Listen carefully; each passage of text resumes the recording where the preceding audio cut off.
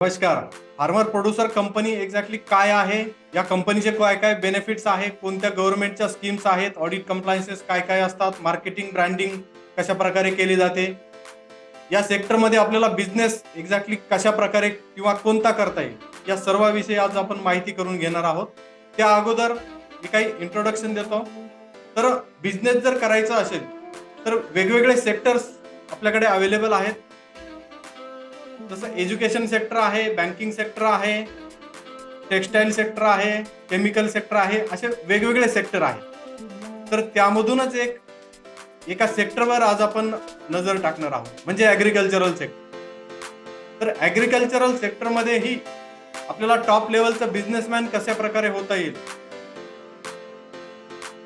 हे आपण या वेबिनारद्वारे बघणार आहोत. एक ॲग्रिकल्चरल सेक्टरच असं आहे की ज्याला गव्हर्नमेंट स्वतःहून प्रमोट करत आहे की या सेक्टरमध्ये शेतकऱ्यांनी यावं, आणखी मोठाले जे भांडवलदार आहेत त्यांनी यावं, नवीन टेक्नॉलॉजी मार्केटमध्ये आणावी आणि ॲग्रिकल्चरल सेक्टरमध्ये बिझनेस वाढवावा. साहजिकच आपला एक्सपोर्ट जास्तीत जास्त व्हावा, जेणेकरून आपल्याला परदेशी जे काही डॉलर आहे किंवा जे काही पैसा आहे तो आपल्या इंडियामध्ये येऊ शकतो. ॲग्रिकल्चरल सेक्टरच असं आहे की जे अजून बाकीच्या सेक्टर जर कम्पेअर केलं तर ते आणखी मागे आहे.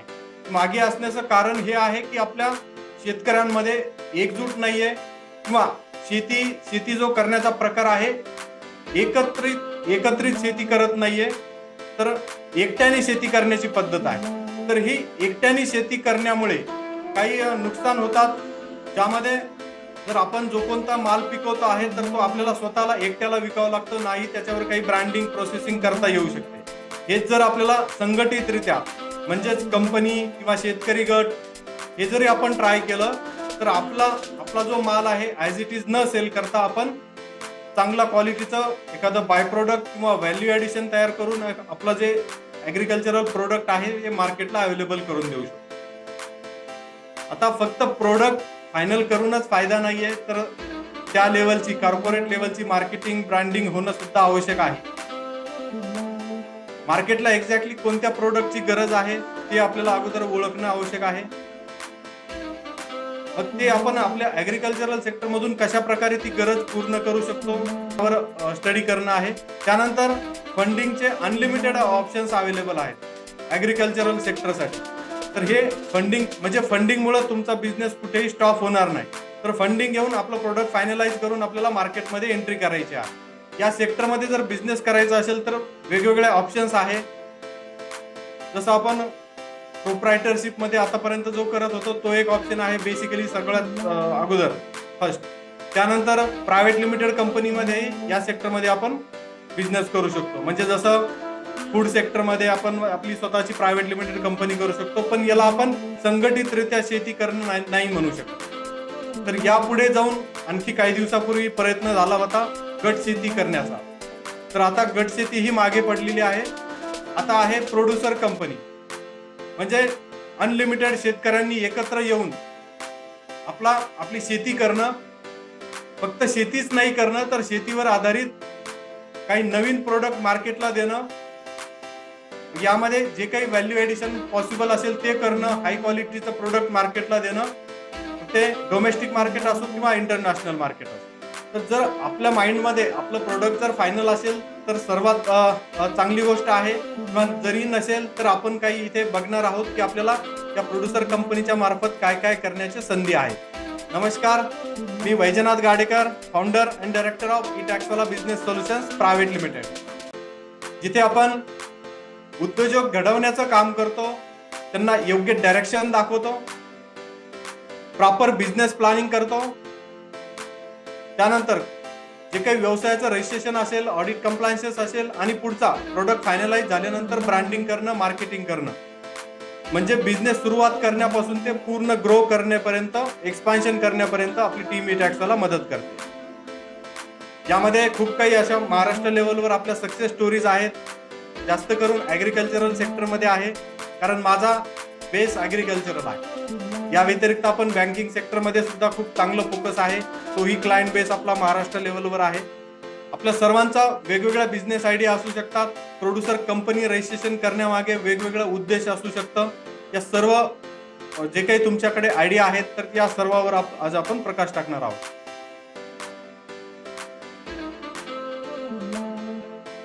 तर मी माझी स्क्रीन शेअर करतोय. तर प्रोड्युसर कंपनी एक्झॅक्टली काय आहे. जसं ॲग्रिकल्चरल सेक्टरमध्ये बिझनेस जर करायचा असेल तर मी आता ज्याप्रमाणे ऑप्शन्स सांगितले, प्रायव्हेट लिमिटेड कंपनी आहे, त्यानंतर पब्लिक लिमिटेड कंपनी सुद्धा आहे. जर काही फंडिंग घ्यायची असेल स्टॉक मार्केट मार्फत, IPO जर काढायचं असेल तर, किंवा या अगोदर दुसराही मल्टी स्टेट कोऑपरेटिव्ह सोसायटीमध्ये सुद्धा प्रोड्युसर कंपनी किंवा ॲग्रिकल्चरल सेक्टरमध्ये बिझनेस होऊ शकतो. त्यालाही चांगली फंडिंग मिळते. आता यापुढचा ऑप्शन फार्मर प्रोड्युसर कंपनी म्हणजे शेतकरी उत्पादक कंपनी काय आहे. तर एक्झॅक्टली कंपनी कायद्यानुसार रजिस्ट्रेशन होणारी एक कंपनी आहे जी की फक्त आणि फक्त शेतकऱ्यांसाठी काम करते. शेती सोडून यामध्ये दुसरा कोणताही ऑब्जेक्टिव्ह अलाउड नाही. काय काय यामध्ये करता येऊ शकतं ते आपण पुढे बघणारच आहोत, पण शेती व्यतिरिक्त दुसरं कोणतंही काम आपल्याला यामध्ये पॉसिबल नाही. कशासाठी प्रोड्युसर कंपनी करावी. तर शेतकऱ्यांनी एकत्रित शेती करण्यासाठी संघटित होणं आवश्यक आहे. संघटित झाल्यानंतर आपल्याला शेती कशा प्रकारे डेव्हलप करता येईल, काय टेक्नॉलॉजी आपल्या या कंपनीच्या मार्फत आपल्या शेतकऱ्यांना, आपल्या सभासदांना देता येईल, यासाठी ही आपल्याला प्रोड्युसर कंपनी करायची आहे. आणि छोटा छोटा आपलं जे काही प्रोडक्ट आहे, जे काही क्रॉप्स आहे ते छोटा छोटा लेवलवर न सेल करता एकत्रित बल्क क्वांटिटीमध्ये सेल करणं, आणि जेणेकरून आपल्याला प्रॉफिट मार्जिन जास्त वाढवणं. तर अशा प्रकारच्या ज्या काही सुविधा आपण शेतकऱ्यांना देऊ शकतो, शेतीवर आधारित जे काही सुविधा आपण शेतकऱ्यांना देऊ शकतो ते या प्रोड्युसर कंपनीच्या मार्फत पॉसिबल आहे, देऊ शकतो. मार्केटमध्ये प्रोड्युसर कंपनीला काय काय स्कोप आहे तेही आपण बघणार आहोत. तुमचे जे काही प्रश्न आहेत तेही आपण नक्कीच बघणार आहोत. काही जणांचे असंही असू शकतं की माझी ऑलरेडी प्रोड्युसर कंपनी आहे, सर्व काही व्यवस्थित चालू आहे, आता मला फक्त जे काही गव्हर्नमेंटच्या स्कीम्स आहेत त्याबद्दल माहिती पाहिजे. आपण नक्कीच माहिती करून घेऊ. आणि या व्यतिरिक्त काही बिझनेस आयडिया असेल तर तेही आपण बघणार आहोत. बिझनेस आयडिया जर असेल तर प्रॉपर त्याला बिझनेस प्लॅनिंग कशा प्रकारे करायचं आहे, पूर्ण त्याला ग्रो कशा प्रकारे करायचं आहे तेही आपण या वेबिनार मार्फत बघणार आहोत. तर प्रोड्युसर कंपनीमध्ये काय भविष्य आहे. आता मी जसं आतापर्यंत जे सांगितलं की आपल्याला एकत्रितरित्या शेती करायची आहे, एकट्याने शेती नाही करायची. जे काही शेतकऱ्यांनी मिळून संघटित होऊन, मग ते आपल्या गावातील असू शकतात, तालुक्यातील असू शकतात, जिल्ह्यातील असू शकतात किंवा महाराष्ट्रातीलही असू शकतात. काही लिमिटेशन नाहीये. तुम्ही बिलकुल कोणालाही घेऊ शकता. फक्त कंडिशन ही आहे, तो शेतकरी असायला पाहिजे, त्यांच्या नावे सातबारा असायला पाहिजे. मग यामध्ये आपण काय करू शकतो तर प्रोसेसिंग युनिट स्टार्ट करणं आहे. जे काही प्रोडक्ट आहे त्याची मार्केटिंग, स्पेशली मार्केटिंग कंपनी सुद्धा आपण यामध्ये करू शकतो. प्रोड्युसरमध्ये म्हणजे जे आपलं क्रॉप्स आहे, जे आपलं प्रोडक्ट्स आहे, मार्केटिंग ऑब्जेक्टिव्ह ठेवून आपण प्रोड्युसर कंपनी करू शकतो. त्यानंतर आपलं जे काही प्रोडक्ट तयार झालेलं आहे किंवा रॉ प्रोडक्ट आहे म्हणजे फायनल नाही केलेलं, अशा प्रकारे प्रोडक्ट आपण बाहेरच्या कंट्रीमध्ये एक्सपोर्ट सुद्धा करू शकतो. तर ॲडव्हान्स लेवलवर जाऊन शेती करणं हा एक प्रोड्युसर कंपनीचा मोटिव्ह आहे. तर तसा स्कोप पण आहे, तो ग्लोबली आहे आणि डोमेस्टिक सुद्धा आहे. चालेल. प्रोड्युसर कंपनी जर करायची असेल तर काही मिनिमम कॅपिटल लागतं. आता कॅपिटल किती लागेल, काही रजिस्ट्रेशनची लिमिट आहे. त्यानंतर आपला बिझनेस काय आहे एक्झॅक्टली त्यावर कॅपिटल तुमचं डिपेंड आहे. जर initial capital just company registration जर बघितलं तर आपल्याला जस्ट एक 1 लाख रुपीज कॅपिटलची आवश्यकता आहे. पण तुमचा जर बिझनेस, तुम्हाला पूर्ण आयडिया क्लिअर आहे, त्याला एक्झॅक्टली किती भांडवल लागत आहे, किती कॅपिटल लागत आहे, तर हे अनलिमिटेड असू शकते. याला काही लिमिटेशन नाही. हे कॅपिटल जे काही आपल्याला लागतंय, आपल्याकडे जो काही बिझनेस आयडिया आहे, जे प्रोडक्ट आपल्याला मार्केटला द्यायचं आहे, त्यासाठी प्रोडक्ट एक्झॅक्टली प्रोजेक्ट कॉस्ट किती आहे त्यानुसार आपल्याला या फंडिंगची व्यवस्था करणं आहे. ही फंडिंगची व्यवस्था करण्याचेही वेगवेगळे सोर्सेस आहेत, तेही आपण बघणार आहोत. कॅपिटल जनरली कोणाकडून येऊ शकतात तर प्रायमरी तुमचे जे शेअर होल्डर्स आहे, अगोदर तुम्ही स्वतः जे प्रमोटर्स आहेत त्यांच्याकडून कॅपिटल आपल्याला अरेंजमेंट करणं आहे. त्यानंतर जे तुमचे शेअर होल्डर्स आहेत त्यांच्याकडून अरेंजमेंट होते. Share holders open to all आहे, कोणीही शेअर होल्डर होऊ शकतो, फार्मर्स असणं आवश्यक आहे. त्यानंतर काही गव्हर्नमेंटच्या स्कीम्स आहेत, ग्रांट्स आहेत, या स्कीम बद्दल आपण प्रॉपर डिटेलमध्ये बघणार आहोत. आणि काही फायनान्शियल इन्स्टिट्यूशन जे आहेत त्यांच्या मार्फत आपल्याला लोन सुद्धा अवेलेबल होऊ शकतं. हे डिपेंड आहे की आपला प्रोजेक्ट कॉस्ट काय आहे, आपला बिझनेस प्लॅन काय आहे, त्यानुसार फंडिंगची किती आवश्यकता आहे, मग ती फंडिंग आपल्याला कशा प्रकारे घ्यायची आहे ते आमचं काम आहे. पण आपल्याला एकदा प्रोजेक्ट कॉस्ट किती आहे तर हे क्लिअर होणं आवश्यक. आपण या या फंडिंग बद्दल डिटेल मध्ये माहिती घेणार आहोत. प्रोड्युसर कंपनी जर रजिस्ट्रेशन जर करायचं असेल तर काही मेंबरची रिक्वायरमेंट आहे. मग यामध्ये प्रायमरी 10 मेंबर्स लागतात.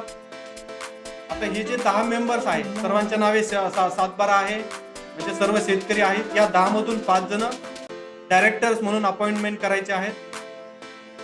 आपण जे पेडअप कॅपिटल ठेवणार आहे मिनिमम 1 लाख रुपयापासून ते 10 लाख रुपयापर्यंत ओके आहे इनिशियल पेडअप कॅपिटल. हे जे डायरेक्टर्स आहेत, अगोदर कंपनी जर करायची असेल तर एक काळजी घ्यायची आहे, सर्वांनी ते लक्ष देऊन ऐका, की आता नवीन काही स्कीमच्या ज्या गाईडलाईन्स आलेल्या आहेत की आपल्या एका फॅमिलीमधून आपल्याला एकच व्यक्ती घेणं आवश्यक आहे. त्यानंतर ऑलरेडी जर आपण दुसऱ्या प्रोड्युसर कंपनीचा जर डायरेक्टर म्हणून असेल आणि काही स्कीम्स जर घेतलेले असेल तर नवीन कंपनीमध्ये तुम्ही डायरेक्टर म्हणून राहता कामा नये. तर हे असे 10 मेंबर्स घेऊन आपल्याला कंपनी रजिस्ट्रेशन करायचे आहे. रजिस्ट्रेशनसाठी बेसिक डॉक्युमेंट्स, KYC डॉक्युमेंट्स लागतात. त्यामध्ये पॅन कार्ड, आधार कार्ड, पासपोर्ट फोटो आहे, त्यानंतर बँक स्टेटमेंट आहे आणि एक आपल्याला जिथे कंपनीचं ऑफिस करायचं आहे तिथलं लाईट बिल लागतं. एक कंपनी रजिस्ट्रेशनची प्रोसेस जनरली एक 15 ते 20 दिवसाची प्रोसेस आहे. यामध्ये कधी वेळ लागू शकतो, होऊ शकतो, तर तो डिपेंड आहे तुमचे डॉक्युमेंट कशी क्लिअरिटी आहे, काही प्रॉब्लेम्स आहेत का. त्यानंतर डिजिटल सिग्नेचर करणं आहे, व्हिडिओ रेकॉर्डिंग, तर त्यामध्ये जसं तुमचा सपोर्ट येईल तसं कंपनी लवकर होऊ शकते. कंपनी प्रोड्युसर कंपनी आहे तर ही दुसऱ्या कोणत्यामध्ये कन्वर्ट नाही होऊ शकत, म्हणजे जनरली पब्लिक लिमिटेड मध्ये कन्वर्जन पॉसिबल नाही. पण कोऑपरेटिव्ह म्हणजे सहकार कायद्यानुसार ही कन्वर्जन होऊ शकतं. जसे प्रोड्युसर कंपनीला म्हणजे कंपनी कायद्यानुसार जसे बेनिफिट्स आहे, इव्हन त्याही पेक्षा जास्त सहकारमध्ये बेनिफिट्स मिळतात. प्रोसेस थोडी लेंदी आहे, खर्चही थोडा जास्त लागतो आणि मल्टी स्टेट म्हटलं तर मेंबर सुद्धा आपल्याला मिनिमम 2 राज्यातून तरी घ्यावे लागतात. तर त्यापेक्षा प्रोड्युसर कंपनी एकदम इझी आहे. पण जर कोणाला स्पेशली मल्टी स्टेटच्या कायद्याअंतर्गत जर करायचं असेल ही ऍक्टिव्हिटी तर बिलकुल पॉसिबल आहे, करू शकतो. त्यानंतर आपल्याला या प्रोड्युसर कंपनीच्या मार्फत काय काय एक्झॅक्टली करता येऊ शकतं, आपण काय काय केलं पाहिजे याबद्दल आपण माहिती घेऊ. प्रोड्युसर कंपनी म्हटलं तर प्रायमरी ऑब्जेक्टिव्ह आहे ऍग्रिकल्चरल, म्हणजे ऍग्रिकल्चरलला बेस ठेवून तुम्ही काहीही करू शकता. जसं ऍग्रिकल्चरल शेतकऱ्यांनी शेतीमध्ये जे काही माल पिकवत आहात तर त्यावर तुम्ही ट्रेडिंग करू शकता, तुम्ही काही प्रोसेसिंग सुरू करू शकता. हे जे प्रोडक्ट आहे व्हॅल्यू ऍडिशन करू शकता, म्हणजे त्याचा फॉर्म चेंज होऊ शकतो. त्यानंतर आपलं जे प्रोडक्ट आहे त्याला प्रिझर्व करणं, ब्रेविंग करणं, वेंटिंग करणं, ड्राईंग करणं, म्हणजे जसं वाळवणं, त्यानंतर डिस्टिलिंग करणं, कॅनिंग करणं, पॅकेजिंग करणं, हे सर्व काही पॉसिबल आहे. फक्त शेतीवर आधारित असलेलं प्रोडक्ट आवश्यक आहे. त्यानंतर आपण मॅन्युफॅक्चरिंग सेक्टरमध्ये सुद्धा काम करू शकतो. पण कोणत्या, तर फक्त ऍग्रिकल्चरल जे काही इक्विपमेंट लागतात किंवा शेती आधारीवर जे काही यंत्र आहेत, काही मशिनरी आहेत, तर हे मॅन्युफॅक्चरिंग युनिट सुद्धा सुरू करू शकतो किंवा दुसऱ्या कंपनीकडून परचेस करून आपण सेल सुद्धा करू शकतो आपल्या मेंबर्सला, आपल्या शेतकऱ्यांना. मग हे सेल करणं, सप्लाय करणं आपल्या मेंबर्सला, त्याच्यानंतर जे काही कन्झ्युमेबल्स आहे हे सुद्धा आपण आपल्या शेतकऱ्यांपर्यंत पोहोचू शकतो. किंवा जसं खतं आहे, बियाणं आहे, औषधं आहे, शेतकऱ्यांना जे काही ऍग्रिकल्चरल रॉ इनपुट्स लागतात, म्हणजे ऍग्री इनपुट्सची जी आवश्यकता आहे हे सुद्धा आपण मॅन्युफॅक्चरिंग करू शकतो. मॅन्युफॅक्चरिंग पॉसिबल नसेल तर दुसऱ्या कंपनीसोबत टायअप करून, म्हणजे मॅन्युफॅक्चरर कंपनीसोबत टायअप करून आपण हे सर्व प्रोडक्ट आपल्या सभासदांना अवेलेबल करून देऊ. आता हे सर्व काही बल्कमध्ये करत असल्यामुळे याचा फायदा आपल्याला कंपनीला होतो आणि इनडायरेक्टली आपल्या सभासदांनाही होतो. जे काम आतापर्यंत आपण एकट्याने करत होतो हेच काम जर एकत्रितरित्या संघटित होऊन जर केलं तर दोघांनाही फायदा आहे. आता जसं पुढे आणखी कन्सल्टन्सी सर्व्हिसेस आपण प्रोव्हाइड करू शकतो. कन्सल्टन्सी म्हणजे ज्याप्रमाणे शेतीशी रिलेटेड जे काही तज्ज्ञ आहेत या तज्ज्ञांना आपल्या प्रोड्युसर कंपनीच्या मार्फत काही शिबिर आयोजित करू शकतो. काही गावामध्ये आपण त्यांना शेतकऱ्यांना एकत्रितरित्या बोलवून एखादं नवीन पीक घेणं, औषधी पीक घेणं, काही प्रोसेसिंग युनिटच्या जे काही आपल्याला सुरू करायचं आहे त्यासाठी रॉ मटेरियल अवेलेबल करून देणं. शेतकऱ्यांच्या ज्या काही शेतीमध्ये अडचणी आहेत तर यावर प्रॉपर तुम्ही कन्सल्टिंग सर्व्हिसेस सुद्धा सुरू करू शकता. ते फ्रीही असू शकतं किंवा चार्जेबलही असू शकतं. किंवा टेक्निकल सर्व्हिसेस प्रोव्हाइड करणं, ट्रेनिंग देणं शेतकऱ्यांना, काही रिसर्च अँड डेव्हलपमेंट करणं, आपल्या शेतीमध्ये नवीन असं काय करता येऊ शकतं जे मार्केटची डिमांड आपण फुलफिल करू शकतो. नाविन्य असं काय करता येऊ शकतं हे आपण बघायचं आहे आणि हीच सर्व्हिसेस आपल्या प्रोड्युसर कंपनीच्या मार्फत आपण प्रोव्हाइड करायच्या. त्यानंतर पॉवर सेक्टरमध्ये सुद्धा आपण बिलकुल या प्रोड्युसर कंपनीच्या मार्फत काम करू शकतो. मग हे पॉवर जनरेशन असो, पॉवर डिस्ट्रीब्युशन असो किंवा एखाद्या कंपनी सोबत आपण पॉवर जनरेशन करून टायअप करणं आणि त्यांना ती पॉवर सप्लाय करणं. त्यानंतर इन्शुरन्स सर्व्हिसेस सुद्धा आपण प्रोड्युसर कंपनीच्या मार्फत प्रोव्हाइड करू शकतो आपल्या सभासदांना. फक्त आता जसे शेतकरी बँकामार्फत काही क्रॉप लोन घेतात किंवा वेगवेगळ्या त्यांच्या आवश्यक गोष्टीसाठी, शेतीवर आधारित जे काही आवश्यक गोष्टी आहेत त्यासाठी जो काही फंडिंग घेतला जातो, तर ही फंडिंग आपण आपल्या प्रोड्युसर कंपनी मार्फत आपल्या सभासदांना सुद्धा या प्रोड्युसर कंपनी मार्फत देऊ शकतो. काही लिमिटेशन्स आहे, जसं तुमचे जर ही ऑब्जेक्टिव्ह जर असेल तर प्रॉपर आपण डिटेलमध्ये बघू शकतो. याला काही गाईडलाईन्स आहेत, म्हणजे जसं फायनान्सिंग करायचं जर म्हटलं तर NBFC, RBI या कायद्यानुसार काम करतं, पण प्रोड्युसर कंपनीला ही एक वेगळं आपण एक्झम्पशन म्हणू शकतो किंवा जी सूट मिळालेली आहे, तर यामध्ये काही रेग्युलेशन्स आहेत ते फॉलो करणं आहे.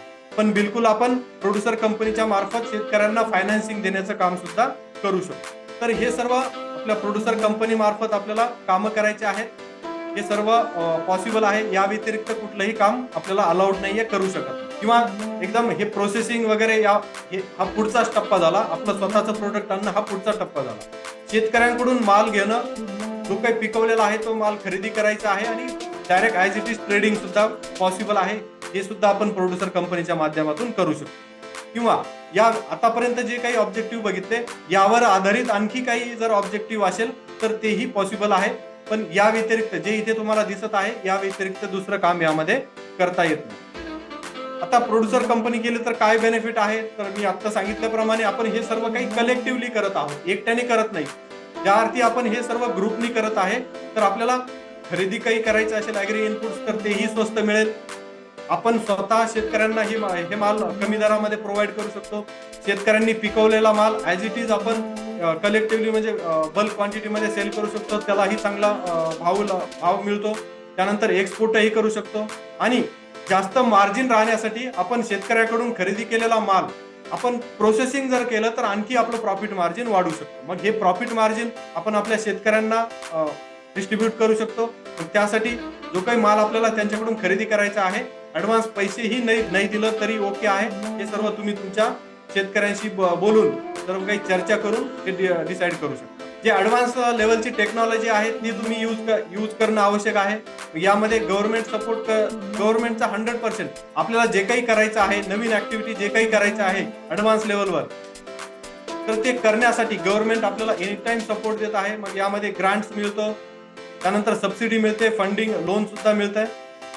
मग हे आपल्याला फंडिंग घ्यायची आहे वेगवेगळ्या मार्फत. कशा प्रकारे घ्यायची आहे ती आपण पुढे बघणार आहोत आणि आम्ही कशा प्रकारे फंडिंगसाठी मदत करतो ते सुद्धा आपण बघणार आहोत. साहजिकच तर यामुळे काय होतं, आपलं रिस्क कमी होते. शेती बिझनेस करतोय म्हणजे जी काही हाय रिस्क घेतोय आपण, तर ही रिस्क कमी करण्याचं काम ही प्रोड्युसर कंपनीच्या माध्यमातून आपण करू शकतो. आतापर्यंत जे बघितलं प्रोड्युसर कंपनी, आपण रजिस्ट्रेशनची प्रोसेस बघितली. रजिस्ट्रेशन झाल्यानंतर काही ऑडिट आणि कंप्लायन्सेस सुद्धा कंपनी आहे म्हटल्यानंतर कंपल्सरी आहे. आपण स्टेप बाय स्टेप पुढे जात आहोत, डिटेलमध्ये सुद्धा आणखी बघणार आहोत. प्रोड्युसर कंपनी आहे तर कंपनी कायद्यानुसार जे काही ऑडिट आणि कंप्लायन्सेस आहेत तेही आपल्याला कंपल्सरी फॉलो करायचे आहे, सर्व काही करायचे आहे. जेव्हा आपण हे ऑडिट आणि कंप्लायन्सेस करतो त्याच वेळेस आपण कोणतीही गव्हर्नमेंटची स्कीम किंवा कोणतंही लोन सबसिडी घेण्यास पात्र होतो. मग यामध्ये कंप्लायन्सेस आहे, जसं INC20 आहे, DIN KYC आहे, DIR आहे, त्यानंतर MGT 14 आहे, त्यानंतर AOC4 आहे, वेगवेगळे कंप्लायन्सेस आहे. तर हे कंप्लायन्सेस टाइम टू टाइम करणं आहे. आणि आपण ज्या अर्थी जसं आता बघा, शेतकरी कंपनी जर म्हटलं किंवा शेती जो बिझनेस म्हटला तर यावर जनरली टॅक्स लागत नाही. पण शेतकरी कंपनी जर असेल तर शेतकऱ्यांकडून ॲज इट इज जो काही माल आपण खरेदी करणार आहे तर त्यावरही टॅक्स नाही. पण जर तुम्ही त्यामध्ये काही व्हॅल्यू ॲडिशन करत असेल, नवीन काही प्रोडक्ट तयार करत असेल आणि तो जर सेल करत असेल तर टॅक्सेशन लागू होतं. मग तसंच इथे GSTला आपल्याला फॉलो करायचं आहे, इन्कम टॅक्स आपल्याला रेग्युलरली पे करायचे आहे, ऑडिट करायचं आहे. तर हे अशा प्रकारे ऑडिट कंप्लायन्सेस आपल्याला लागू होत. आता प्रोड्युसर कंपनी करून एक्झॅक्टली आपल्याला काय करायचं आहे, कशासाठी करायचं, मग यामध्ये वेगवेगळे काय बिझनेस आयडिया आहेत प्रत्येक आयडिया वेगवेगळ्या आहेत. प्रत्येकांना ज्या काही आयडिया आहेत या ज्या आपल्याला आपण बघणार आहेत, सगळ्या आयडिया डिफरंट आहे. सगळ्यांना सगळ्या आयडिया लागू होतीलच असं नाहीये. तुम्हाला बघायचं आहे की आपल्यासाठी योग्य आयडिया कोणती आहे आणि त्यासाठी मग आपण प्रॉपर प्लॅनिंग करू शकतो. त्यासाठी 1 to 1 मीटिंग सुद्धा आपण करू शकतो. माझ्यासोबत आपण डिटेलमध्ये डिस्कस करू शकतो. पण अगोदर आपली आयडिया क्लिअर असणं आवश्यक आहे. ज्या वेळेस तुमची आयडिया क्लिअर होईल त्यानंतर आपण कंपनी रजिस्ट्रेशन करणार, प्रॉपर बिझनेस प्लॅनिंग करणार, त्यानंतर जे काही अदर लायसन्सेस रजिस्ट्रेशन असेल ते करणार, मग फंडिंगचं जे काही पर्याय आहेत ते सर्व चेक करणार आणि तुमचं जे प्रोडक्ट आहे ते आपण मार्केटमध्ये आणणार. प्रोडक्ट मार्केटमध्ये आणल्यानंतर मग त्याची मार्केटिंग करून आपल्याला जास्तीत जास्त बिझनेस एक्सपान्शन करायचा आहे. मग त्यासाठी सर्वात महत्त्वाचं आहे की तुमची आयडिया फायनल होणं. आयडिया फायनल झाले तर तुम्ही एक्झॅक्टली आपण तिथून पुढे तुम्हाला सर्व्हिसेस प्रोव्हाइड करू. काही जे शेतकरी असतात जनरली प्रोड्युसर कंपनीमध्ये डिटेलमध्ये डीपमध्ये बिझनेस करायचा असतो, पण काही शेतकरी असेही असतात की त्यांना जस्ट एक गव्हर्नमेंटची स्कीम्स घ्यायची असेल. ओके आहे, काही यापैकी दोन्ही ऑब्जेक्टिव्ह असेल तरी आपण तुम्हाला प्रॉपर सर्व्हिस देऊ शकतो. म्हणजे तुम्हाला प्रोड्युसर कंपनी फक्त काही जसं गोडाऊन घ्यायचं, वेअर हाऊस घ्यायचं, कोल्ड स्टोरेज घ्यायचं, एखादे ट्रान्सपोर्टेशन व्हेकल घ्यायचे आहे किंवा काही शेड कन्स्ट्रक्शन करायचं आहे तर किंवा प्रोसेसिंग युनिट सुरू करायचं आहे, मशिनरी घ्यायची आहे, त्यानंतर सॉर्टिंग ग्रेडिंग युनिट घ्यायचं आहे, काही वजन काटा घ्यायचा आहे, मोठ्या आयशर गाडी घ्यायची आहे, लाईव्ह स्टॉकसाठी आपल्याला सोय करायची आहे. याच गोष्टीसाठी करायचं असेल तर डायरेक्ट कंपनी करायची आणि स्कीमसाठी आपण अप्लाय करायचे. पण यामध्ये पुढे जाऊन जर आपल्याला प्रॉपर डीपमध्ये जर बिझनेस करायचा असेल, आपला टर्नओव्हर वाढायचा असेल, कंपनीचा ब्रँड करायचा असेल तर ही आपली सर्व्हिसेस एकदम 100% तुम्हाला आपण प्रोव्हाइड करू. मग यामध्ये काही बिझनेस आयडिया आपण बघणार आहोत. जसं आता जे डिमांडिंग आहे, सध्या जे काही मार्केटमध्ये प्रोडक्ट आपल्याला मिळतं आहे शेतीवर आधारित, सर्व काही रासायनिक आहेत, आपल्याला माहितीच आहे, आपण सर्व शेतकरी आहोत. तर डिमांड जी सध्या आहे आपल्या कंट्रीमध्ये तर आहे, पण इव्हन जास्तीत जास्त आपल्या फॉरेन कंट्रीमध्ये आहे. म्हणजे आपल्याला एक्सपोर्टचा खूप चांगला चान्सेस आहे. पण त्यासाठी आपल्याला आपली शेती अगोदर ऑर्गॅनिक करणं आहे. मग तुम्हाला काय करायचं आहे, प्रोड्युसर कंपनी करायची आहे, ऑर्गॅनिक फार्मर्सचा ग्रुप तयार करायचा आहे आणि त्यांच्याकडून आपल्याला जो काही माल मार्केटला द्यायचा आहे, मार्केटला सेल करायचा आहे, एक्सपोर्ट करायचा आहे, ते पीक आपण ऑर्गॅनिक पद्धतीनं आपल्या ग्रुप मार्फत, आपल्या कंपनीच्या सभासदांमार्फत पिकवून घ्यायचं आहे, त्याला प्रोसेसिंग करायचं आहे आणि मगच आपल्याला मार्केटमध्ये सेल करायचं आहे. तर ही चांगली एक प्रकारे आयडिया आहे, ज्याच्यावर डीपमध्ये सुद्धा आपण चांगल्या प्रकारे काम करू शकतो. त्यानंतर डेअरी फार्मिंगमध्येही स्कोप आहे.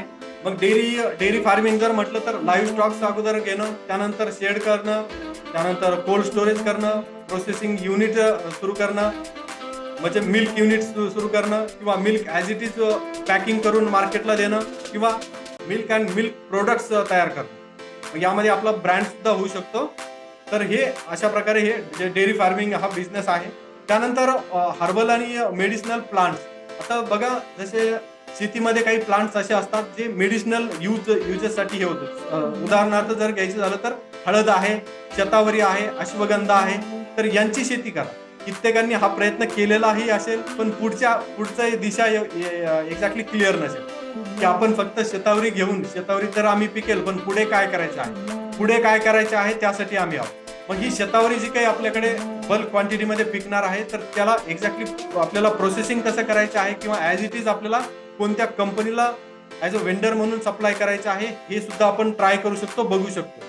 तुम्ही जर या हर्बल आणि मेडिसिनल प्लांट्समध्ये काम करणार असाल तर जरूर आमच्या टीम सोबत कॉन्टॅक्ट करा. आपण यामध्ये डिटेल बिझनेस प्लॅन बनवून मार्केटमध्ये एंट्री करू शकतो. यामध्ये सर्वात जास्त प्रॉफिट मार्जिन आहे हर्बल आणि मेडिसिनल, आणि सर्वात जास्त मागणी फॉरेनमध्ये आहे एक्सपोर्टसाठी. एक्सपोर्टचा हाही ॲडिशनल बेनिफिट आहे की आपण जे काही एक्सपोर्ट करत आहे आपलं जे प्रोडक्शन, आपला जो माल, तर या व्यतिरिक्त आपल्याला गव्हर्नमेंटकडून ॲग्रिकल्चरल सेक्टर आहे म्हणून आपला इन्सेंटिव्ह मिळते. म्हणजे बघा, आपली जर प्रोडक्शन कॉस्ट जर 100 असेल आणि आपण 100 रुपीजमध्येच जरी सेल केलं तरी आपल्याला गव्हर्नमेंटकडून 5 रुपयापर्यंत पैसा मिळू शकतो. का? कारण तो एक इन्सेंटिव्ह आहे, ॲग्रिकल्चरल सेक्टर आहे. आणि या व्यतिरिक्त आपण जसं प्रॉफिट मार्जिन आहे तेही म्हणजे वेगवेगळे एक्सपोर्ट जर करायचे असेल तर मी आता सांगितल्याप्रमाणे सर्व काही इन्फ्रास्ट्रक्चर उभा करण्यासाठी गव्हर्नमेंटकडून फंडिंग होते. त्यानंतर जे काही ट्रान्सपोर्टेशन करायचं आहे आपल्याला त्यासाठी आपल्याला फंडिंग मिळते. त्यानंतर बाहेरच्या कंट्रीमध्ये आपलं जास्तीत जास्त ऑर्डर येण्यासाठी जी मार्केटिंगची आवश्यकता आहे ते मार्केटिंग असिस्टन्स सुद्धा आपल्याला मिळतं. आणि या व्यतिरिक्त जे इन्सेंटिव्ह स्कीम आहे ती सुद्धा आपण घेऊ शकतो. आता या व्यतिरिक्त हॉर्टिकल्चरल अँड लँडस्केपिंग हे सुद्धा एक ऑप्शन आहे. लँडस्केपिंग मध्ये तुम्ही वेगवेगळ्या कंपन्यांच्या काही इव्हेंटच्या ऑर्डर्स घेऊ शकतात. म्हणजे जसं फ्लोरिंग करणं, प्लांट नर्सरीज हे करणं किंवा हॉर्टिकल्चरल हे करणं, हा सुद्धा एक बिझनेस होऊ शकतो. आपल्या लोकल लेवलवर चांगला प्रॉफिटेबल बिझनेस होऊ शकतो. जसं आता ॲग्री टुरिझम जी कन्सेप्ट आहे तीही प्रॉफिटेबल आहे. तशीच आणखी हीच बिझनेस आयडिया आहे असं काही नाहीये. तुम्ही कोणतीही ॲग्रिकल्चरल एक बेस ठेवून बिझनेस आयडिया काढू शकता. त्याला पूर्णत्वास नेण्याचं काम आम्ही करू शकतो किंवा योग्य डायरेक्शन दाखवण्याचं काम आम्ही करू शकतो. त्यानंतर बी किपिंग आहे, म्हणजे मध निर्मिती हे सुद्धा आपण करू शकतो. यामध्ये जे काही आपल्याला प्लांट उभा करायचा आहे प्रॉपरली गव्हर्नमेंटकडून आपल्याला पूर्ण प्रोजेक्ट रिपोर्ट म्हणजे DPR तयार करण्यापासून ते फंडिंग मिळेपर्यंत आपण सपोर्ट करू शकतो. त्यानंतर पोल्ट्री फार्मिंग आहे. पोल्ट्री फार्मिंग मध्येही चांगला बिझनेस आपण होऊ शकतो. मग यामध्ये जसं काही चिकन आहे, मीट आहे, तर यामध्ये तुम्ही ॲज इट इज किंवा काही आमच्या क्लायंटनी मीटच्या काही असे स्टोअर सुद्धा ओपन केलेले आहे जे की एकदम हायजेनिक आहे. मार्केटची डिमांड काय आहे, मीट स्टोअर आहे तर ते हायजीन नाही आहे. तर या प्रोड्युसर कंपनीच्या मार्फत मीट स्टोअर ओपन केलेला आहे. मग तिथे लाईव्ह स्टॉक त्यांनी जे काही बकरी आहे, गोट आहे, तर त्याची फार्मिंग आपल्या शेतकऱ्यांना करायसाठी दिलेली आहे. आणि मग आपल्या स्टोअर मार्फत त्यांची कटिंग करून सेल करण्याचं काम, आपल्या स्वतःच्या ब्रँडनी सेल करण्याचं काम या प्रोड्युसर कंपन्या करत आहे. चांगल्या प्रकारे रन सुद्धा आहे. त्यानंतर ॲग्रो प्रोसेसिंग युनिट आहे. मग यामध्ये तुम्ही जसे फ्रुट्सवर प्रोसेसिंग करू शकता, म्हणजे जसं फ्रूटचं पल्पिंग करणं आहे, व्हेजिटेबलचं डिहायड्रेशन करणं आहे, त्याची पावडर सुद्धा करू शकतो. त्यानंतर त्याचं लाईफ वाढवण्यासाठी आपण त्याला डीप फ्रीज सुद्धा करू शकतो. त्यानंतर ग्रेन्सवर काम करू शकतो. काही व्हॅल्यू ॲडिशन करणं म्हणजे जॅम्स करणं, पिकल्स करणं, सॉसेस किंवा जसं फ्लोअर्स आहे. यामध्ये ॲग्रो प्रोसेसिंग आहे, वेगवेगळ्या मशिनरी लागतात, प्लांट उभा करावा लागतो. हे सर्व काही फंडिंगच्या माध्यमातून पॉसिबल आहे. फ्लोरिकल्चरमध्ये सुद्धा चांगला बिझनेस पॉसिबल आहे. वर्मी कंपोस्टिंग आणि ऑर्गॅनिक फर्टिलायझर. आता फर्टिलायझरचे रेट तर आपल्या सर्वांना माहितीच आहे. मग यामध्ये तुम्हाला चांगली संधी आहे. जसं आता बघा, खतं, औषधी, बियाणं हे जर करायचं असेल तर आज काही मार्केटमध्ये नामांकित कंपन्या आहेत, त्यांचंच सर्व काही राज्य आहे. मग आपल्याला शेतकऱ्यांना जो काही प्रॉब्लेम आहे, खतं वेळेवर मिळत नाही, बियाणं प्रॉपर पाहिजे तसे मिळत नाही, औषधी पाहिजे तसे मिळत नाही, ही जी संधी आहे ही आपण संधीचं सोनं करू शकतो या प्रोड्युसर कंपनीमार्फत. मग यासाठी आपलं युनिट सुरू करणं, सेंद्रिय खतं, औषधी, बियाणं हे मॅन्युफॅक्चरिंग करण्याचं प्लांट आपण सुरू करू शकतो. रासायनिक जरी करायचे असेल तरी करू शकतो. वेगळे काही परमिशन्स लागतात ते आपण 1-to-1 मीटिंगमध्ये बघू शकतो. मग हे सेंद्रिय जर करायचं असेल तर अदर कोणतं लायसन्सेस लागत नाही. फक्त खतं, औषधी, बियाणं विक्री आणि मॅन्युफॅक्चरिंग करण्याचं लायसन्स लागतं प्रोड्युसर कंपनीच्या नावावर. हे सुद्धा कशा प्रकारे घ्यायचं हे आपण नंतर बघू शकतो. तर हे लायसन्स घेतल्यानंतर आपण स्वतः आपल्या कंपनी मार्फत मॅन्युफॅक्चरिंग करून आपल्या सभासदांना किंवा ओपन मार्केटला हे सर्व अवेलेबल करून देऊ शकतो आपल्या ब्रँडिंग. त्यामध्ये आपली ब्रँडिंग असल्यामुळे आपला ब्रँडही लॉंग टर्म टिकतो आणि मोठ्या ऑर्डर सुद्धा आपल्याला घेता येतात. प्रॉफिट मार्जिन चांगली राहते. त्यानंतर फिश फार्मिंग सुद्धा आपल्याला या प्रोड्युसर कंपनी मार्फत चांगला बिझनेस संधी आहे. मी आता सांगितल्याप्रमाणे ॲग्रो टुरिझम एकदम नवीन कन्सेप्ट आहे. कित्येक असे शहरी भागातील लोक आहेत ज्यांना ॲग्रिकल्चरल सेक्टरबद्दल जाणून घ्यायचं असतं आणि जे काही ॲग्रिकल्चरलमध्ये पीक ओरिजिनलरित्या पिकवलेलं असतं तर ते खाण्याची इच्छा असते, बघण्याची इच्छा असते. तर हे काही आहे, हे सर्व काही सुविधा आपण आपल्या या ॲग्रो टुरिझम मार्फत प्रोव्हाइड करू शकतो. यामध्ये काही फीसही चार्जेस, काही ॲग्री टुरिझमला तुम्ही भेटी देऊ शकता. त्यामधून कसं त्यांचं बिझनेस मॉडेल आहे हे बघून अभ्यास करून आपलं स्वतःचंही या प्रोड्युसर कंपनी मार्फत ॲग्रो टुरिझम सुरू करू शकतो. आणि लास्ट जो पर्याय आहे व्हॅल्यू ॲडिशन करणं. शेतीमध्ये जे काही पिकवले जातं ॲज इट इज न विकता त्या पिकावर मिनिमम एक तरी व्हॅल्यू ॲडिशन करणं. म्हणजे जसं आपण जर गहू पिकवत असाल तर डायरेक्ट गहू न विकता त्याचं फ्लोर पीठ तयार करूनच विकायचं. हे आपण जर टार्गेट ठेवलं तर हळूहळू आपल्याला पुढच्या दिशाही दिसायला लागतात, आपला ब्रँडही उभा राहतो. मग असं जे काही पिकवतो आपण, आपले शेतकरी जे काही पिकवणार त्याला व्हॅल्यू ॲडिशन करण्याचं आपण प्लॅनिंग करायचं आहे आणि मगच आपल्याला मार्केटमध्ये एंट्री करायची आहे. त्यानंतर पुढे जाऊन आपण ॲग्रिकल्चरल आपल्या एज्युकेशन ट्रेनिंग इन्स्टिट्यूशन सुद्धा सुरू करू शकतो, ज्यामार्फत आपण आपल्या सभासदांना एज्युकेट करणं, ट्रेनिंग देणं, आपल्याला जे काही प्लॅन आहे, जे काही नवीन पद्धतीनं शेती करायची आहे त्याच्याशी रिलेटेड ट्रेनिंग सेमिनार्स तुम्ही अवेलेबल करून देऊ शकता. त्यानंतर ॲग्रीटेक सोल्युशन्स सुद्धा करू शकतो, म्हणजे ॲग्रिकल्चरल आणि टेक्नॉलॉजी या दोन्हीचा कॉम्बिनेशन करून तुम्ही ॲग्रीटेक सोल्युशन्स सर्व्हिसेस सुद्धा देऊ शकता. आता पुढे जाऊन लाईव्ह स्टॉक फार्मिंग सुद्धा पॉसिबल आहे. लाईव्ह स्टॉक मध्ये वेगवेगळे जे काही लाईव्ह स्टॉकचे प्रकार आहेत त्यांचे संगोपन करणं, मग हे आपल्या सभासदांना करायला देणं किंवा आपल्या कंपनीच्या स्वतःच्या जागेवर हे सर्व हा बिझनेस रन करणं. आता या काही बिझनेस आयडिया आपण बघितलेल्या आहेत. या बिझनेस आयडिया यापैकी कोणतीही असू शकते किंवा यापेक्षा व्यतिरिक्तही असू शकते. यापेक्षा खूप चांगल्या आणखी व्यतिरिक्त सुद्धा आहे. आता जसं ॲग्री मॉल आहे. ॲग्री मॉल ही सुद्धा एक नवीन कन्सेप्ट आहे. इव्हन गव्हर्नमेंटची स्कीम्स म्हणजे स्कीम्सच आहे. यामध्ये शेतकऱ्यांना जे काही ॲग्रिकल्चरल इनपुट्स लागत आहेत ते अवेलेबल करून देणं आणि मार्केटला जे काही शेतीवर आधारित जे काही उत्पादन आहे, जे क्वालिटी उत्पादन आहे ते अवेलेबल करून देणं. म्हणजे शेतकरी आणि मार्केटमधले जे ग्राहक आहे या दोन्हींच्या ज्या गरजा आहेत ते आपण या ॲग्री मॉल मार्फत पूर्ण करू शकतो. आता आपली बिझनेस आयडिया फायनल झालेली आहे. बिझनेस आयडिया फायनल झाल्यानंतर आपल्याला म्हणजे फंडिंगची तर आवश्यकताच आहे. फंडिंग नसेल तर बिझनेस पुढे जाणं पॉसिबल नाही. तर फंडिंगचे वेगवेगळे ऑप्शन्स आहे. काही मी सांगितल्याप्रमाणे काही सबसिडी आहे, काही लोन्स आहे, काही ग्रांट्स आहे. मग यामध्ये काही आपण जे काही ऑप्शन्स आहेत ते अगोदर बघणार आहोत. आता ही फंडिंग मुळात लागते कशाला? कंपनी उभा करण्यासाठी लागते. त्यानंतर कंपनीचं जे काही छोटा ऑब्जेक्टिव्ह आहे ती पूर्ण करण्यासाठी लागते. जे मोठा ऑब्जेक्टिव्ह आहे प्रोसेसिंग युनिट करायचं आहे, आणखी कॅपिटल रिक्वायरमेंट खूप हेवी लागते. तर एक्झॅक्टली तुमची कॅपिटल रिक्वायरमेंट किती आहे त्यानुसार आपण हे सर्व ऑप्शन्स जे काही अवेलेबल आहेत ते ट्राय करायचे. एकदम कमी जर असेल, एकदम इनिशियल लेवलवर जर आपल्याला कंपनी सुरू करायची असेल तर तुमच्या मेंबर्स कडून जो काही फंड आपल्याला अवेलेबल झालेला आहे किंवा आपल्याला जो काही पैसा पाहिजे तो तुम्ही मेंबर्स कडून अवेलेबल करू शकता. मेंबर्स म्हणजे आपले सभासद, आपले शेअर होल्डर, शेतकरी. तर त्यांच्या मार्फतही आपण ही फंडिंग अवेलेबल करू शकतो.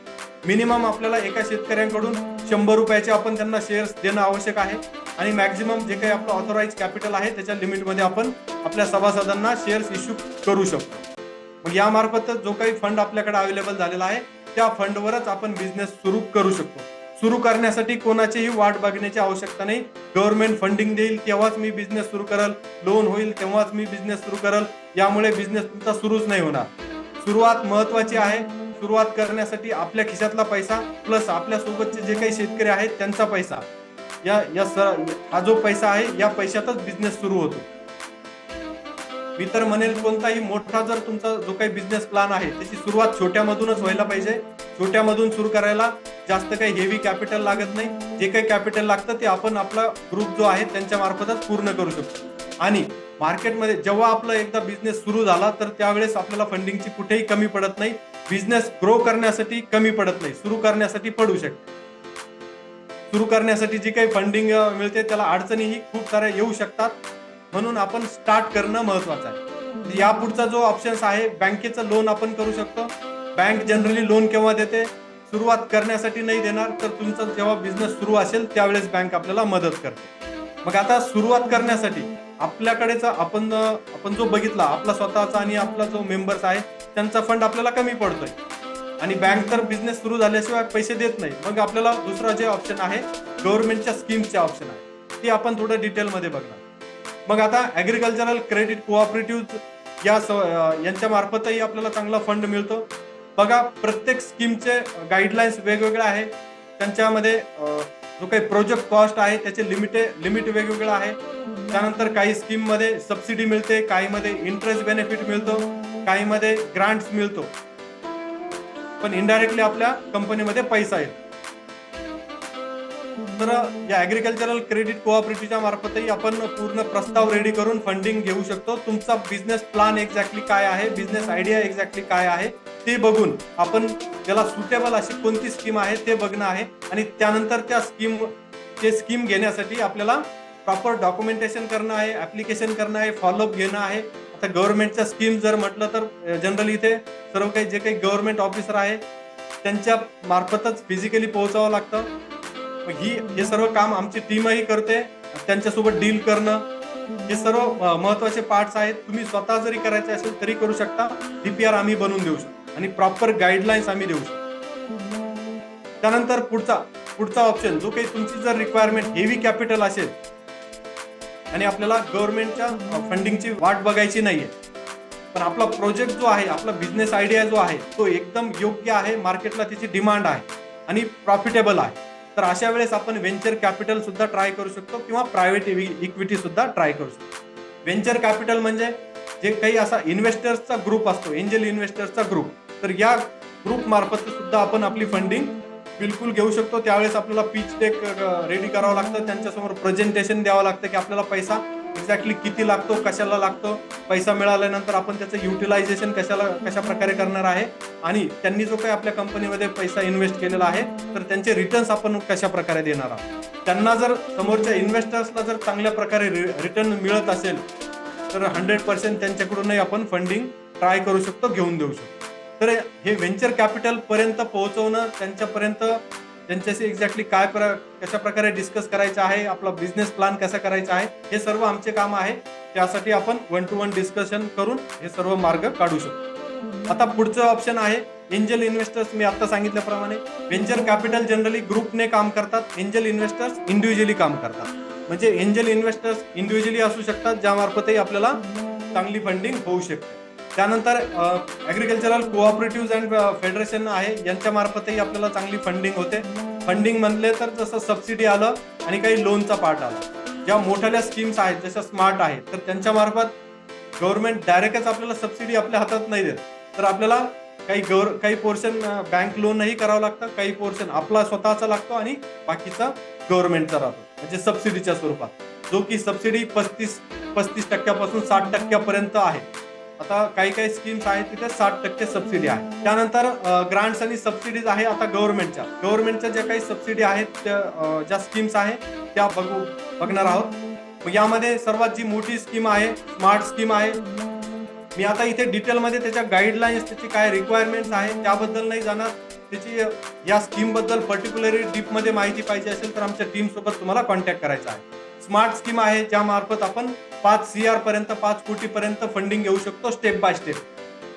म्हणजे आपल्याला बिझनेस जो काही रन करायचा आहे, जो काही प्लांट उभा करायचा आहे तो प्लांट उभा करणं, त्यानंतर म्हणजे इन्फ्रास्ट्रक्चर डेव्हलपमेंट करणं, प्रोक्युरमेंट करणं, म्हणजे रॉ मटेरियल शेतकऱ्यांकडून खरेदी करणं, त्यानंतर मशिनरी करणं, प्रोसेसिंग युनिट स्टार्ट करणं, जसं ट्रान्सपोर्टेशन साठी जे काही लागतात व्हेकल्स तर त्या घेणं आणि फायनली मार्केटमध्ये माल आपला सेल होईपर्यंत ही स्कीम काम करते.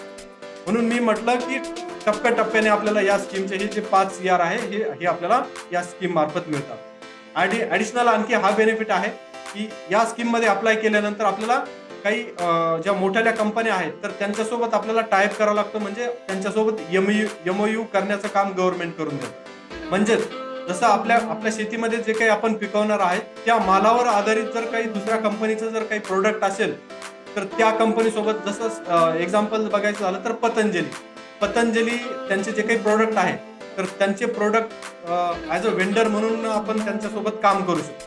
मग पतंजली कंपनी सोबत आपण MOU करायचा आहे आणि तेव्हाच आपण या स्मार्ट स्कीम मध्ये पात्र होऊ शकतो आणि या स्मार्टचे बेनिफिट घेऊ शकतो. त्यानंतर पोक्रा आहे. पोक्रा आता सध्या काही जसं तुम्हाला आपल्याला माहितीच असेल की पोक्रा फक्त मराठवाडा आणि विदर्भ, आता आपल्या या वेबिनार मध्ये पूर्ण महाराष्ट्रातून तुम्ही जॉईन आहात, पण पोक्रा जी आहे महाराष्ट्र आणि सध्या तरी विदर्भ या 2 रिजन मध्येच काम करते, तेही सध्या स्टॉप आहे.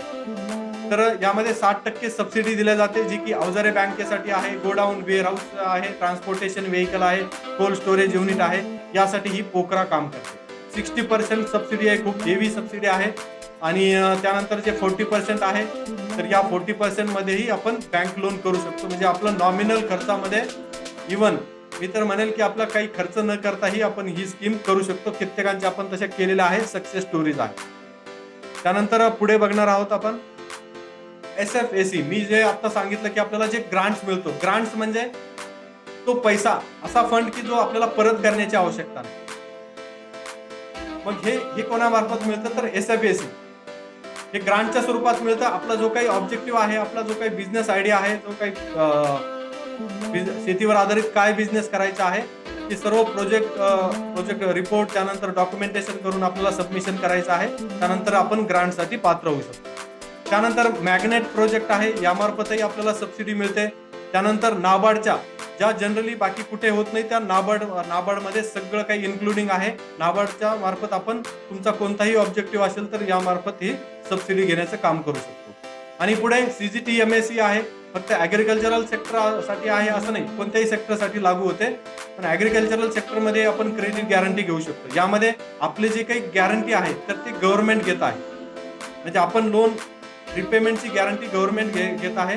आपल्याला कोणताही कोलॅटरल सिक्युरिटी देण्याची आवश्यकता नाही. तर इथेही 2 कोटी रुपयापर्यंत आपल्याला फंडिंग होऊ शकते. त्यानंतर जे काही फूड प्रोसेसिंग मिनिस्ट्री आहे तर यांच्या मार्फत आपल्याला किसान संपदा जी योजना आहे इथूनही चांगल्या प्रकारे फंडिंग होतो. त्यानंतर मेगा फूड पार्कसाठी आपण फंडिंगचे प्रयत्न करू शकतो. कोल्ड चेन डेव्हलपमेंटसाठी करणं आहे.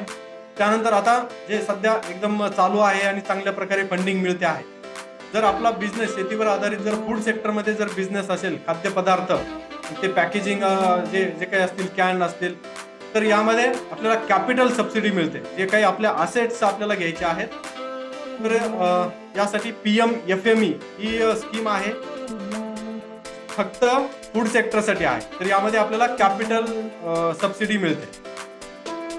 ही स्कीम सध्या चालू आहे, आपण ऑलरेडी खूप जणांचे केलेले आहेत, करतो आहे. त्यानंतर agri clinic and agri business centre ही आपण स्टार्ट करू शकतो. त्यासाठी आपण चांगल्या प्रकारे सबसिडी घेऊ शकतो. आता पुढे जाऊन नॅशनल लाईव्ह स्टॉक, जर आपल्याला लाईव्ह स्टॉकमध्ये काम करायचं असेल मग त्यासाठी लाईव्ह स्टॉक खरेदी करणं, शेड उभा करणं, यासाठी नॅशनल लाईव्ह स्टॉक मिशन आहे. मी काही मोजक्या स्कीम सांगतो आहे. याच स्कीम आहे असं नाहीये. तुमचा बिझनेस काय आहे, काय आयडिया आहे, कॅपिटल रिक्वायरमेंट किती आहे, तुमच्या कंपनीमध्ये सभासद किती आहेत. आता जनरली कोणती स्कीम जर बघितलं म्हटलं तर मिनिमम तुमच्या कंपनीमध्ये 100 तरी सभासद असणं आवश्यक आहे. काही स्कीमसाठी 300 लागतात. तर मिनिमम तुम्ही 100 शेतकरी तरी आपल्या कंपनीमध्ये ऍड करून घेणं आवश्यक आहे. तेव्हा आपण कोणत्याही स्कीमसाठी पात्र होतो. आणि प्लस ऑडिट आणि कंप्लायन्सेस रेग्युलर असणं आवश्यक आहे. त्यानंतर अपेडाच्या स्कीम्स आहे. अपेडा काय आहे तर जे अपेडा हे आपलं ॲग्रिकल्चरल प्रमोशन काउन्सिल आहे. यामार्फत आपल्याला जे काही एक्सपोर्ट करायचं आहे आपलं प्रोडक्ट, तर हे एक्सपोर्ट करण्यासाठी मदत करण्याचं काम हे अपेडा मार्फत केलं जातं. त्यांच्या मार्फतही काही एक्सपोर्ट इन्फ्रास्ट्रक्चर रेडी करणं, उभा करणं आणि त्याचे मार्केटिंग करणं, यासाठी फंडिंग हे अपेडा मार्फत होऊ शकते. या व्यतिरिक्त आपलं जे काही प्रोडक्ट आहे त्याची मार्केटिंग करायची असेल तर मार्केटिंग असिस्टन्सच्या वेगवेगळ्या स्कीम्स आहेत. त्यानंतर आपलं जे प्रोडक्ट आहे त्याला ट्रान्सपोर्टेशन करायचं आहे तर ट्रान्सपोर्टेशनचा खर्च भागण्यासाठी या ट्रान्सपोर्ट असिस्टन्स स्कीम्स आहेत. आणि मी आता मागे सांगितल्याप्रमाणे एक्सपोर्ट करत आहोत आपण ॲग्रिकल्चरल प्रोडक्ट, म्हणून आपला ॲग्रिकल्चरल इन्सेंटिव्ह सुद्धा मिळतो एक्सपोर्ट इन्सेंटिव्ह स्कीमच्या मार्फत. तर हे अशा प्रकारे आपण काही सर्व्हिसेस बघितलेल्या आहेत. तर प्रोड्युसर कंपनी रजिस्ट्रेशन करणं, त्यानंतर प्रॉपर बिझनेस प्लॅनिंग करणं, प्रोड्युसर कंपनी तुमचा जो काही बिझनेस आहे, जी काही आयडिया आहे, एकदा आयडिया फायनलाइज झाल्यानंतर जे काही आपल्याला बिझनेस करायचा आहे त्याचं बिझनेस प्लॅनिंग करणं, त्यानंतर त्याच्याकडून तुम्हाला कशा प्रकारे सर्व्हिसेस दिल्या जातात ते त्याबद्दल आपण डिस्कस करू. तुमच्या माइंडमध्ये जे काही बिझनेस आयडिया आहे शेतीवर आधारित, तर ती आयडिया प्रॉपर आहे की नाही त्याला व्हॅलिडेशन करणं आहे. त्यानंतर बिझनेस प्लॅनिंग करणं आहे. त्यानंतर बिझनेसचं रजिस्ट्रेशन करणं आहे. प्रोड्युसर कंपनी, प्रायव्हेट लिमिटेड किंवा मल्टी स्टेटमध्ये हे रजिस्ट्रेशन झाल्यानंतर जे काही आपला बिझनेस आयडिया आहे तर त्याशी रिलेटेड जे अदर रजिस्ट्रेशन आहे ते अदर रजिस्ट्रेशन लायसन्सेस आपण काढून घ्यायचे आहेत. आणि मग पुढे आपल्याला प्रॉपरली मार्केटमध्ये आपलं प्रोडक्ट आणायचं आहे. प्रोडक्ट आल्यानंतर मार्केटिंगसाठी आम्ही आपली टीम मदत करते आहे. तर हे अशा प्रकारे आम्ही सर्व्हिसेस प्रोव्हाइड करतो. ॲग्रिकल्चरल सेक्टरमध्ये A to Z तुम्हाला प्रॉपर गाईड दिलं जाईल. तुमची कंपनी सुरू करण्यापासून ते ग्रो करण्याची जबाबदारी आपण घेऊ शकतो. इथे आम्ही क्वालिटी सर्व्हिस देतो, पण फीसची बिलकुल तिथे कॉम्प्रोमाइज होत नाही. या सेक्टरमध्ये सक्सेस जर व्हायचं असेल तर बिलकुल तुम्ही आमच्यासोबत अटॅच होऊ शकता आणि आमची सर्व्हिसेस घेऊ शकता. तर आपलं जे ऑफिस आहे संभाजीनगर, छत्रपती संभाजीनगरला आपलं ऑफिस आहे सिडको N4 ला. आणि दुसरं जे ऑफिस आहे आपलं अंबड, म्हणजे जालना डिस्ट्रिक्टमध्ये आपलं ऑफिस आहे. तुम्ही प्रत्यक्ष येऊन व्हिजिट करू शकता. आपण 1 to 1 डिस्कशन करू शकतो. एक्झॅक्टली तुमची रिक्वायरमेंट काय आहे ते बघणं आणि ते सर्व काम करून घेणं. तर या अशा दोन्ही ऑफिसेसमध्ये आपलं जवळपास सध्या 28 लोकांचा स्टाफ आहे. त्यामध्ये CA आहे, CS आहे, काही लीगल ॲडवायझर आहे, काही मार्केटिंग एक्सपर्ट आहे. तर या सर्वांची मिळून ही आपली टीम आहे. योग्य काम करणं आणि तुम्हाला सर्व्हिसेस डिलिव्हर करणं हे आपलं काम आहे. तर बिझनेस बद्दल जी काही माहिती आहे, मग मार्केटिंग असो, बिझनेस वाढवायचा कसा, सेल्स कसा, स्टाफ मॅनेज कसा करायचा, याबद्दलही आपण प्रॉपर आपल्या YouTube चॅनलवर व्हिडिओ अपलोड करत आहे.